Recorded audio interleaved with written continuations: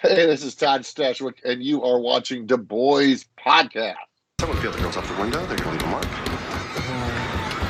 mark. Raisins. I'm not a big fan of raisins. Pick out the raisins and fire whoever put them there. See what I do for you? I'm still not doing the song one. Okay. Hey, take your time. Whatever you need. You take your time, J-Town. Look, I need a serious attitude adjustment by tomorrow, or else. Tell me, Yeah? is there garlic on this pizza? I don't know. Did you order garlic? No. Richard Sionis. James Gordon. It's my partner, Harvey Bullock. How can I help you, detectives? I don't have much time. You know this man? But Jesus Christ, you dishonor it with your endless speeches. Your Red Forest, your perfect moment, God, it's dinner theater. It's a one-woman show for, let's face it, a one-woman audience. Don't sneak up on me like that, Shigo. And for your information, this is a scale model revenge simulator. It's a dolly and a toilet. Hello, everyone, and welcome back to an episode of the Bois podcast. Today, I'm joined by a very talented actor, Mr. Todd Stashwick. Welcome, Todd. Thanks for having me. Yeah. Okay. So now that things are opening up a little bit, what have you been up to? We just went to see Shang-Chi at the movie, the new Marvel film. My family and I went to see that. We went to the Hollywood Bowl on Friday night to go see John Williams perform a lot of his famous scores at the movies. So that was really fun. But yeah, I mean, we're still, maintaining COVID protocols, wearing masks, and trying to keep distance and stuff. We're all vaccinated in our house, so we're trusting the science and following the protocols and doing what's right. My kids are both of age to be able to be vaccinated, so we are, getting out in the world. I've done some traveling. I actually came back to Chicago for a little bit to visit my mother, and we went to Maine. So we've been, getting back into somewhat of some of the things that we like to do prior to quarantine. But yeah, so it's been good. Wow. That's cool. Now, for you said John Williams, I think you said, right? Did I hear that? He's actually my favorite composer. I like to. He's good. Yeah. He's really good. I grew up listening to his music. I was a kid, grew up in the suburbs of Chicago in the 80s. And so all the Star Wars and Indiana Jones and E.T. and all of those films were very important to me growing up. So his music also resonates very deeply with me as well. Yeah. I like that. Yeah, because if I got him on the podcast, I'll be like, holy smokes, if I got him, if I got him on the podcast. It'll be fun. Oh, yeah. Okay. So what made you want to become an actor? Who would you say is your biggest inspiration for acting? I grew up watching Saturday Night Live and Star Wars. And so I was very influenced by Bill Murray and Tom Hanks in the 80s. David Letterman. Those are the guys that I watched quite a bit when I was young, and kind of probably around my junior year of high school, I was doing a lot of plays in high school, and I was doing a lot of plays. I would put on shows in our garage in Hanover Park, and I was always that kid who always loved to play characters. I played a lot of Dungeons and Dragons, so I was always doing something that involves storytelling or character portrayal. And so I did all the plays in high school, and then I went to college for theater. And then I was in a comedy group out of Chicago called The Second City. And so it's been a dream of mine since I was probably 16 years old. Wow. That's really cool. Now, do you have like a favorite, sorry to go off topic, do you have a favorite Star Wars character? Han Solo. Han Solo. Yeah. I think, I was 8 years old when I saw Star Wars, so it could be because, as an 8-year-old kid, he was the brown-haired guy, and I had brown hair. Like, I don't know. I just thought he was cool, and I just found him very funny. And even though he put up a lot of, front, he still did the right thing. But there was a swagger and a cockiness to him that I enjoyed. He was the cowboy. I dug him. So I was always a Han Solo fan. I like that because, like, how we mentioned John Williams, he was Indiana Jones, Harrison Ford, Han Solo. Yep. This is true. Oh, okay. Now, do you have a favorite role that you've portrayed? Would you say? I have a few. A few. Okay. They all sort of start with the letter D. So I played Dracula on Supernatural, and then that was a great part. That was a lot of fun. And then I played Dale on The Riches, which was a show that I did with Minnie Driver and Eddie Izzard, Shannon Woodward, Noel Fisher. And I loved playing Deacon on 12 Monkeys and DRAKKEN on in the live action Kim Possible on Disney Plus. So oddly, all my favorite roles all start with the letter D.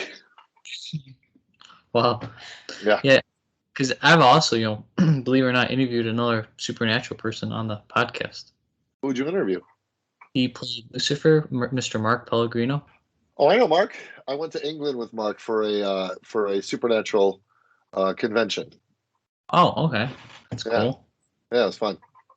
Yeah, because when you mentioned Supernatural, I was like, got another Supernatural, right? Yeah. Oh, see, my brother really liked doing Stuck in the Suburbs and the Kim Possible movie as well. Yeah. Both of them are Disney Channel films. Stuck in the Suburbs I did 17 years ago. It's crazy. Yeah, and I believe I did Kim Possible 3 years ago.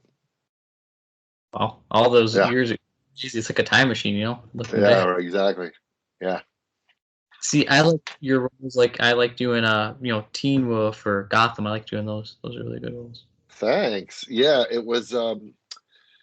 It's fun to do shows because I love a lot of science fiction and horror and fantasy, and so getting a chance to do those kinds of shows that I enjoy watching myself is always a treat. And so, doing Teen Wolf was a blast, and what was and Gotham. Like, I'm a huge Batman fan, so having the opportunity to play a Batman villain essentially was great, and great people to work with, and adding to that lore has been a blast.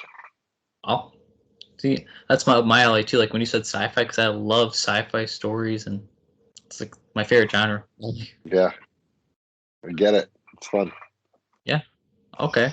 Now, if you could pick any role in any movie or TV show, is there a role you want to do that you haven't done, but you really want to do it? Well, there's a comic book character named Lobo that's really fun that I would like to play. Okay, the hunter. He's a bounty hunter, an interstellar bounty hunter. He's a DC character. That would be a lot of fun. To get a chance to do that would be a blast. Yeah. Oh, it's crazy you actually mentioned that because believe it or not, a couple of days ago, because I also do as like a hobby, like so I brainstorm like script ideas, or because that's what I do as a hobby. It's funny you mentioned because I actually did like a little thing. I was like, I don't know, maybe in the future, I don't know if it's possible. DC and Marvel will team up the heroes against the villains. So imagine Kraven the Hunter from Marvel teams up with DC. Wouldn't that be crazy? Oh, that's fun. That'd be a lot of fun. They actually have done a bunch of crossover comic books back in the day. They have done DC Marvel crossovers. You should look it up if you enjoy that idea. It's a good idea. It's fun. It'd be cool, like the heroes of DC and Marvel versus the heroes and villains versus, you know what I mean? Yeah, it'd be great. Yeah. Okay. Now, over the years of your career, do you still keep in touch with co-stars and directors? I absolutely do. You spend a lot of time working with people. You develop friendships with them that last long after the shows end. And so a good deal of my friendships that I have made through the years continue to be people that I see and spend time with. Yeah. I like to hear that. I like to hear like you're like a positive relationship with your castmates. You know. Yeah, it's great. Absolutely great. Okay. Now, who would you say, this might be tough, who's the coolest person you've worked with? Dick Van Dyke. I loved working with Dick Van Dyke. I did a show called Diagnosis Murder when I first moved to Los Angeles like 20 years ago. I did an episode of a show called Diagnosis Murder, and I got to work with Dick Van Dyke, and that was a treat. He was just so generous with his time and his stories, and super kind, and I really enjoyed that experience, and he was really cool. He's an icon in my opinion. He's really good too. He's absolutely that. Yeah, you're right. Thank you. Okay. Now, is there a director that taught you the most? Would you say like taught you helped you out, and then is there a director that you would want to work with that you haven't worked with yet? That I want to work with that I haven't worked with? A director that taught me, or an actor that taught me? You could do both. That'd be cool. I've learned a lot working with a director named Gavin O'Connor, who did a film called Warrior. He did a film called The Accountant, directed The Americans, and I did a couple of projects with him. I co-wrote with him, and I was last in his film The Way Back with Ben Affleck. So I've learned a lot working with Gavin. Who would I like to work with? Oh, all depends on the project, I suppose. I would love to work with J.J. Abrams. I really enjoy the work that he puts out there, and he kind of makes the kind of projects that I like to do and be in. I would like to work with Steven Spielberg. I would like to work with Patty Jenkins. I would like to work with quite a few up and coming directors. It's always a treat to meet new people, and then I'm always pleasantly surprised by the jobs that I don't see coming. That's my most favorite thing, is that the career constantly surprises me. I like that. Okay. Now, if you didn't go into like acting, what do you think your career would be? And what are your interests and hobbies do you have besides acting? So if I wasn't an actor, I probably would have drawn cartoons. I would have been maybe an animator or a comic book artist. That was a big draw of mine growing up. I almost went into art as a vocation. I just enjoyed theater more, and so that was the direction that I chose to go ultimately. But I still like to draw for fun. My son is actually a professional animator. He went to school for animation. Yeah. That's really neat. Yeah, like day you're an animator, or day you're an actor, night you're the animator, right? Yeah, right. Mm-hmm. That's cool. Okay. Favorite band and our artist and type of music? Well, it's easy to say. The Beatles are my favorite band. I grew up listening to them. And so I tend to, probably just because of exposure growing up, I tend to listen to a lot more classic rock than anything else. I like Led Zeppelin and Styx and Kansas, but the Beatles is probably my number one band. More contemporary artists, I like artist named Mike Doughty, who was the lead singer of a band called Soul Coughing in the 90s. He now does solo work. I'm a big fan of his. And then a new up-and-coming artist. She's great. Her name is Julia Nunes, Nunes. She started out doing like ukulele videos on YouTube, and now she's making really cool, experimental, chill, kind of electronic music. She's got a great voice. She's got a great spirit. So that's the short answer. I love Fleetwood Mac. I mean, I'm a classic rock guy. I grew up in the 70s and the 80s, so all of that music, Billy Joel, all of that music from that era is very important to me. And then Styx, a fellow Illinois, band. Fellow Chicago band, yeah. And the band Chicago, I love them. You like REO Speedwagon too? Of course, we grew up listening to REO. Yeah. Yeah. Indeed. There's so many good talents that came out of Chicago. You know what I mean? So, Yeah, this is true. Yeah. See, I have a favorite band. Do you know who my favorite? Do you know who my favorite band is? The Beastie Boys. No, no, no. Okay, well, okay. They had 4 members. One sadly passed away in the 90s. If that helps. I don't. In excess. Mm-mm. No, Okay, I don't know. there's Oasis. Not no, Oasis. New Order.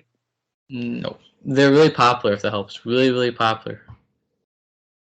I don't know. Oh, there you go. That's a good band. Queen. Yeah, they're a great band. Queen was a great band.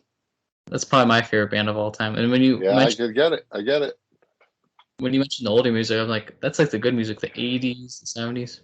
Yeah, I love it. Well, there's, I mean, good music of every era, and it all depends on what you grew up with, I think, in many ways.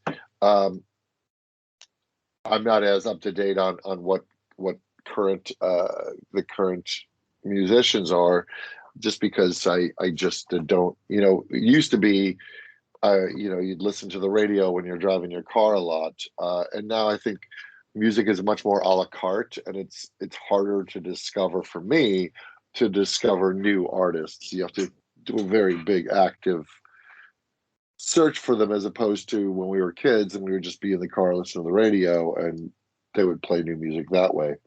It was automatically there for you. Yeah. Yeah, to be honest, no offense to nowadays music, I don't care for it. Not a fan. That's okay. Not all things for all people. Yeah. Okay, now favorite sports and favorite teams.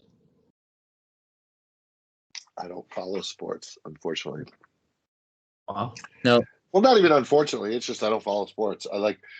We weren't raised with it. I mean, the Cubs were always there and the Bears were always there. I just never watched. We were not a sports family.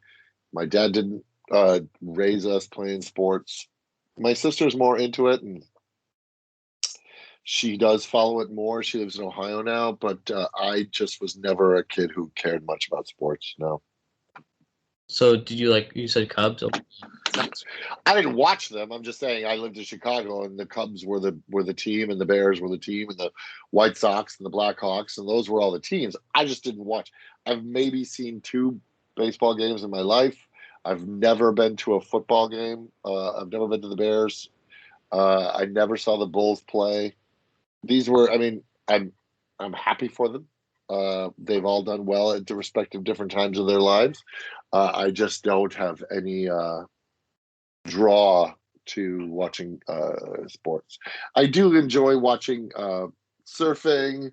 I do enjoy a good gymnastics routine, that kind of thing. But yeah, I never have followed organized sports.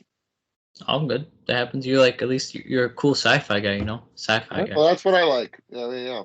That's 31 flavors of ice cream. So everybody likes the flavor they like. Yeah. Okay. Now, speaking of ice cream, favorite food, and why is it your favorite? I grew up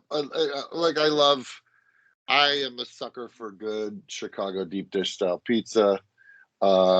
Yeah, I do like that. I do also love good Mexican food, good Indian food, good Thai food, good Ethiopian food. I just like good food. I'm a vegetarian, so sometimes my my options are a little limited, but I still manage to get my mouth around some tasty deep dish anytime I'm in Chicago, because I do eat cheese. Have you ever tried Bocce's in Chicago? Have you tried that before? Bocce's pizza. Yeah. No. I highly recommend. They're really good because they got big slices that'll blow your mind. Okay, Bocce's. I'll keep my eyes peeled. Yeah. Okay. Thanks for the tip. Yeah, got you. See, I like pasta because I'm Italian, so that's probably why I like pasta. Nice. Yeah. Okay. Nice. Now that things are getting back to normal, they kind of are. Do you have any projects that are up and coming in the works? Well, I currently I'll show you. I just published a book. I play a lot of Dungeons and Dragons, and so I co-created this book with a man named Brandon Cleely, who is he's a former Disney Imagineer, and he knows about everything tiki. So we made a tiki Dungeons and Dragons themed book. I have a website that I sell a bunch of different fun products on called the Nerd Circus. Okay. I sell t-shirts and glasses, Dungeons and Dragons things, and this book. So I created that during the pandemic, and that's a lot of fun. And then, you know, I have an acting project coming up that I can't talk about, super secret, a lot of fun. And then I wrote a couple video games that are coming out. Again, can't talk about them, but I will talk about them when I can. Yeah. I love the NDAs, right? The non-disclosure. You got it. Yeah. If you know want, the drill.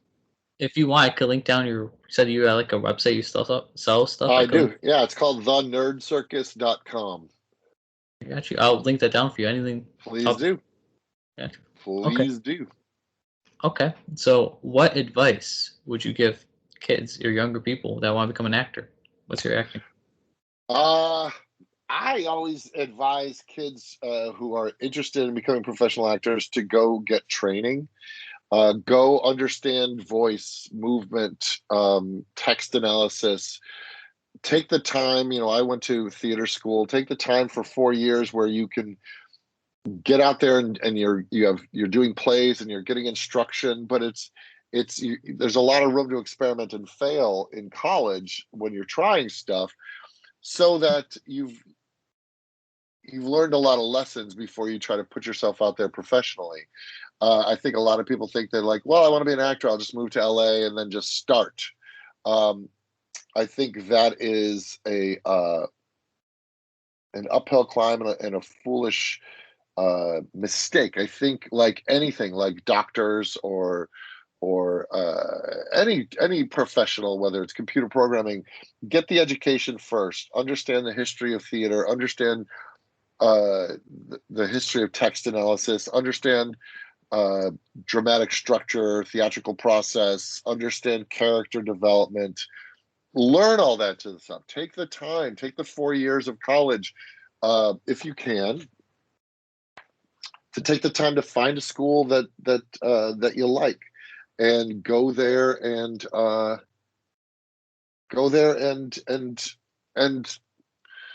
get training before you put yourself out there in the market as a professional actor. I like to add stay humble and remember where you came from. You know, I like to add that too. Well, it's true of anything, right? Everybody should always stay humble, no matter what you're doing, regardless of it. If it's in the public eye, just no one should be arrogant. No one should be too self-assured. It's always leave room for growth. Always leave room for